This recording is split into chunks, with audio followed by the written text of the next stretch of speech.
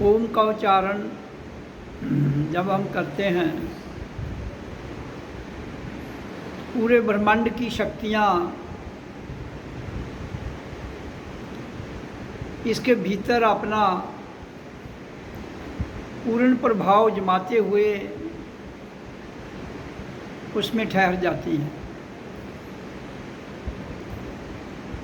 इसलिए हर इंसान के लिए, चाहे वो नर हो नारी हो, उसको रोज़ ओम का उच्चारण करना बहुत ज़रूरी है।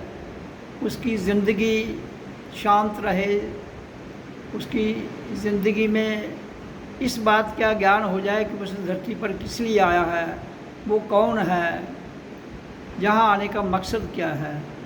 और फिर जो जीवात्मा है वो ताकि जहाँ से काल के चक्कर से मुक्त होकर फिर वापस अपने लोग चले जाए। तो हम सब जीवात्माओं का जो स्वतंत्र हो जाती हैं, उनका लोक कौन सा है, उसके लिए मैंने बहुत बार बताया है कि जो आत्मा यहाँ बिल्कुल अपने आप में स्वतंत्र होके शरीर छोड़ती है, और शरीर वो कहाँ से छोड़ती है, इस भाग से। ये जब उसका वो जो प्राण शक्ति है, जीवात्मा वहाँ से निकलती है तो वो मुक्त होकर सीधी सूर्य लोक में चली जाती है, और फिर वहाँ से दोबारा इस धरती पर स्वतंत्र रूप में आती है। और यहाँ अरबों की तादाद में जो जीवात्माएँ हैं धरती पर, जो कुछ धरती पर, कुछ जल पर, कुछ स्थल पर, कुछ वृक्षों पर,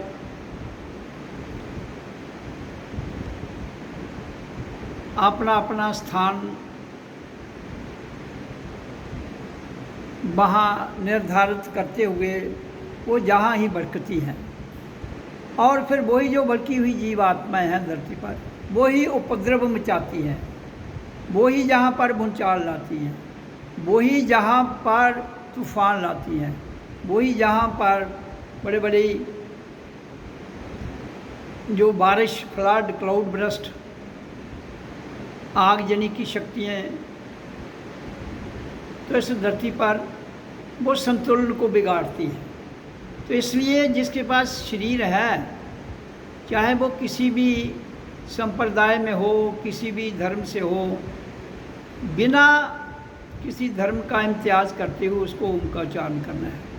सुबह 10 मिनट, फिर 10 मिनट, फिर 10 मिनट, फिर 10 मिनट, 24 घंटे में 4 बार 10-10 मिनट ओम का उच्चारण करना है। उसके बाद शांत ध्यान में बैठना है, जो यहाँ ध्यान की विधि बताई जाती है, ताकि आपका संसार जो इंसान को जहाँ सब कुछ भगवान का है ना, कहते हैं ना सब कुछ जहाँ भगवान का है, तो संसार में जो सब कुछ भगवान का है तो किसका है? भगवान कौन है इधर? जहाँ सब कुछ किसका है? भगवान जो इंसान के रूप में उतरा है उसका है सब कुछ, और किसी का थोड़ी है इधर। जहाँ जो भी चीज़ है वो इंसान के लिए बनी है। हम कहते हैं भगवान के लिए बनी है, तो भगवान का सब कुछ है, तो भगवान कोई अलग थोड़ी है हमसे।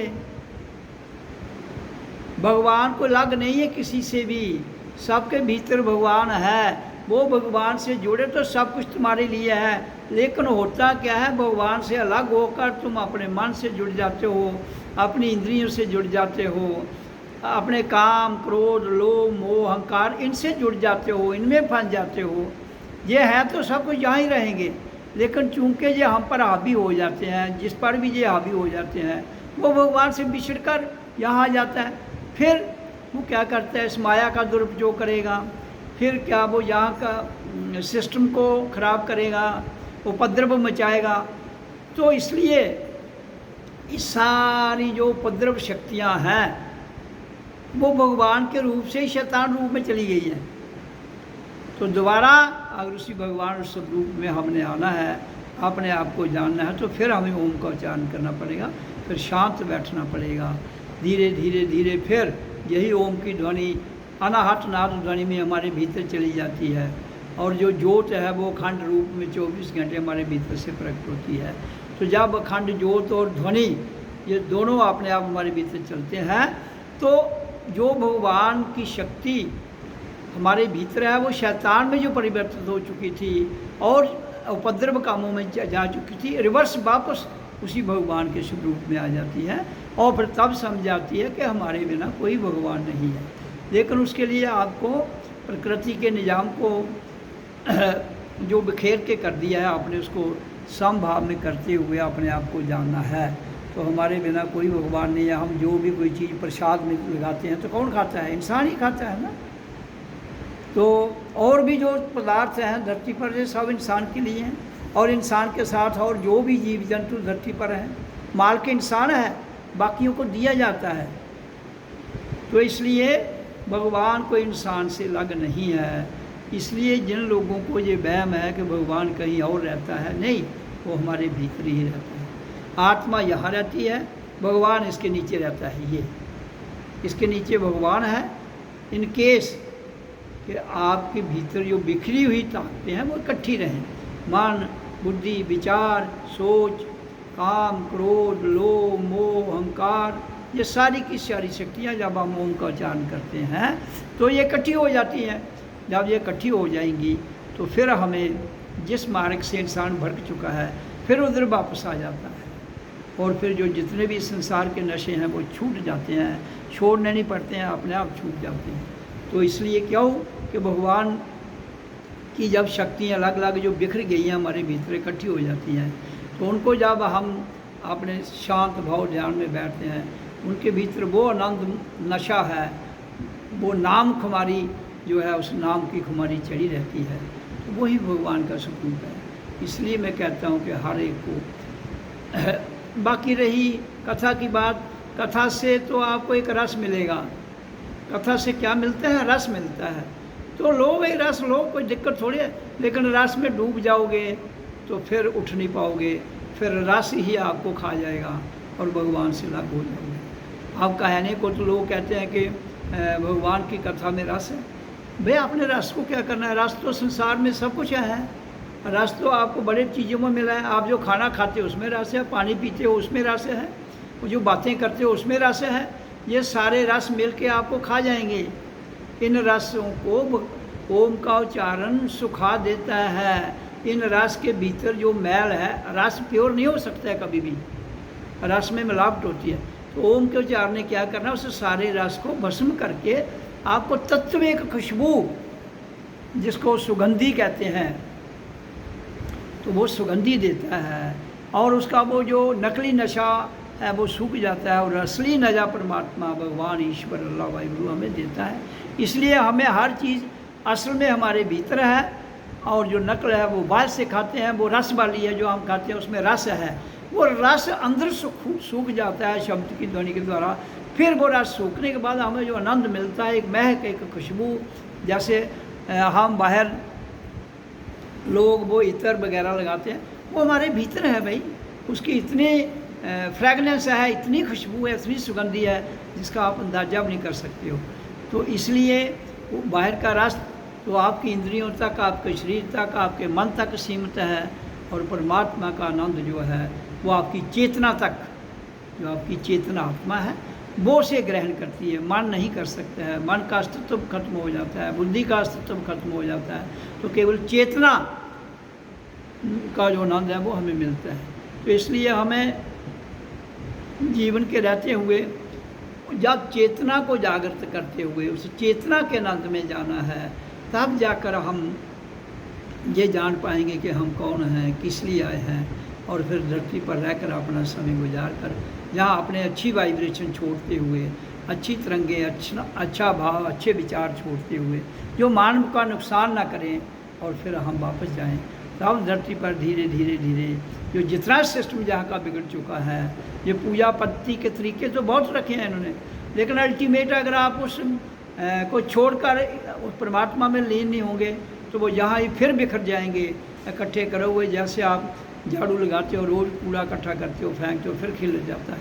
तो इसलिए इसी तरह से हमारे भीतर भी जब तक हम ये जो बिखरा हुआ रस है उसको सुखाएंगे नहीं, तब तक हम उस परमात्मा को नहीं जान पाएंगे। तब तक भगवान क्या है तब भी कंसेप्ट, तब भगवान आप किसी और को मानेंगे। भगवान तो आप स्वयं में है, आपके भीतर है, आपको अपने आप को ठीक करना है भगवान बनने के लिए। तो इसलिए जिसके लिए मैं कहता हूँ कि ओम का उच्चारण करो, ताकि आपके भीतर जितनी भी बढ़ती हुई ताकतें हैं वो शांत हो जाएं। फिर शांत होने के बाद वो ठहर जाएं, ठहरने के बाद वो उस आत्म की ताकत में मिल जाएं। तो जिसके लिए मैं बताता हूँ प्राण योग के साथ साथ ध्यान योग, और जब प्राण योग के साथ साथ हम ध्यान योग लगाएंगे और उस ध्यान योग से हमारा जो कल्याण होगा और संसार का भी कल्याण होगा, संसार में शांति आएगी, संसार में ठहराव आएगा। और जब ठहराव आएगा ये दुनिया जो है एक दूसरे के प्रति किसी का राग द्वेष द्वंद्व भाव वो शांत होगा, तभी तो जीने का मज़ा है। नहीं तो इधर हर स्थान पर जहाँ झगड़ा है, हर इंसान का हर एक के साथ झगड़ा है, ठहराव किसी का है ही नहीं। तो इसलिए ये सारी बातें जो हैं जो मैं बता रहा हूँ उनको करने की ज़रूरत है।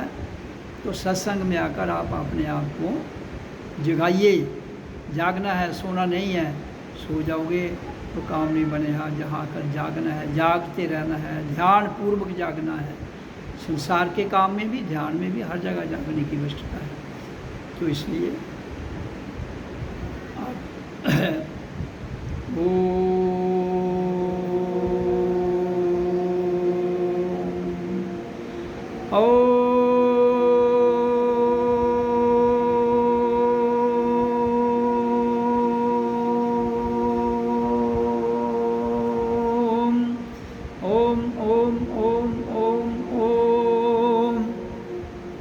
ओम नमो नमः। ओम सतगुरु।